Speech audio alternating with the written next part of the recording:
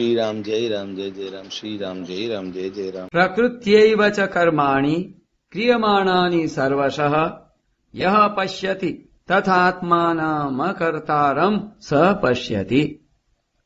जो संपूर्ण क्रियाओं को सब प्रकार से प्रकृति के द्वारा ही की जाती हुई देखता है और अपने आप को अकर्ता देखता अनुभव करता है, वही यथार्थ देखता है। जितनी भी क्रियाएं होती हैं वे सब की सब प्रकृति विभाग में ही होती हैं। प्रकृति के द्वारा होने वाली क्रियाओं को ही गीता में कहीं गुणों से होने वाली और कहीं इंद्रियों से होने वाली क्रियाएं कहा गया है।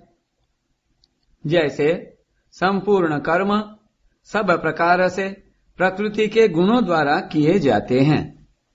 प्रकृते क्रियमाणानि गुणैः कर्माणि सर्वशः। गुण ही गुणों में बरत रहे हैं।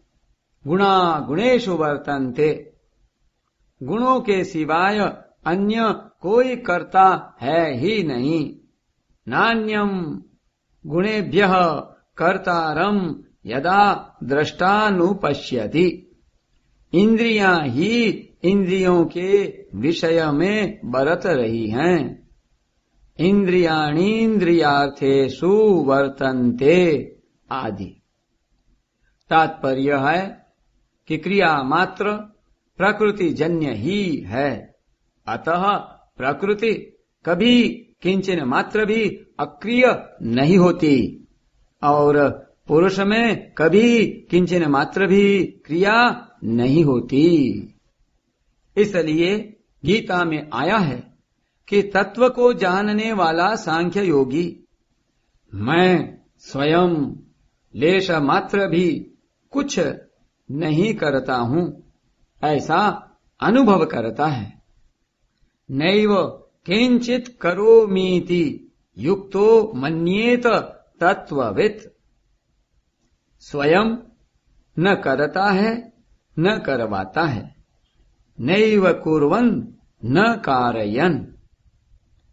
यह पुरुष शरीर में रहता हुआ भी न करता है न लिप्त होता है। शरीरस्थोऽपि कौन्तेय न करोति न लिप्यते। जो आत्मा को कर्ता मानता है वह दुर्मति ठीक नहीं समझता, क्योंकि उसकी बुद्धि शुद्ध नहीं है। तत्रैवं सति कर्तारमात्मानम् आदि। यदा भूत पृथक भाव मेकस्थमनुपश्यति तत एव च विस्तारम ब्रह्म संपद्यते तदा।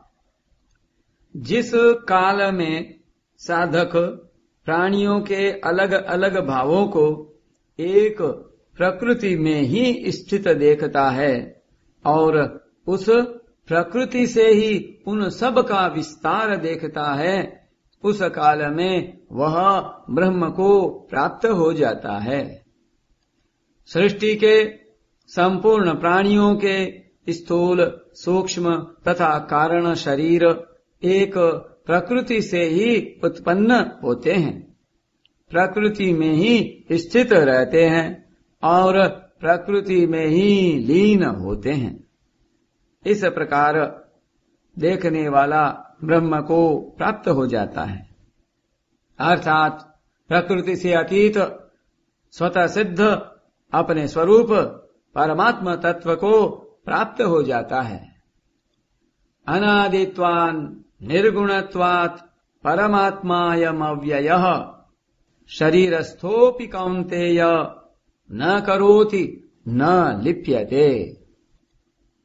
हे कुंती नंदन, यह पुरुष स्वयं अनादि होने से और गुणों से रहित होने से अविनाशी परमात्मा स्वरूप ही है।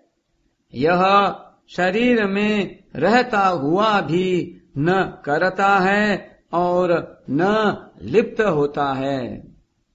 जैसे मकान में रहते हुए भी हम मकान से अलग हैं, ऐसे ही शरीर में रहते हुए मानने पर भी हम स्वयं शरीर से अलग हैं। स्वयं अनादि है पर शरीर आदि वाला है। स्वयं निर्गुण है पर शरीर गुणमय है। स्वयं परमात्मा है पर शरीर अनात्मा है। स्वयं अव्यय है पर शरीर नाशवान है।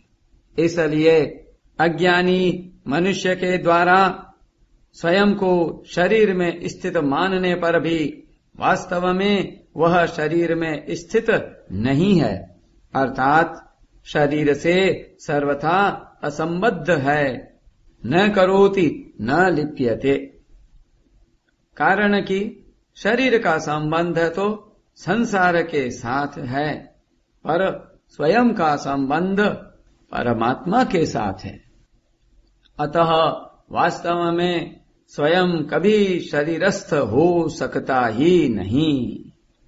परंतु इस वास्तविकता की तरफ ध्यान न देने के कारण मनुष्य स्वयं को शरीरस्थ मान लेता है। न करोति न लिप्यते, यह साधनजन्य नहीं है, प्रत्युत स्वतः स्वाभाविक है। तात्पर्य है कि स्वयं में लेश मात्र भी कर्तृत्व भोक्तृत्व नहीं है। यह स्वतः सिद्ध बात है। इसमें कोई पुरुषार्थ नहीं है, अर्थात इसके लिए कुछ करना नहीं है। अतः कर्तृत्व भोक्तृत्व को मिटाना नहीं है, प्रत्युत इनको अपने में स्वीकार नहीं करना है।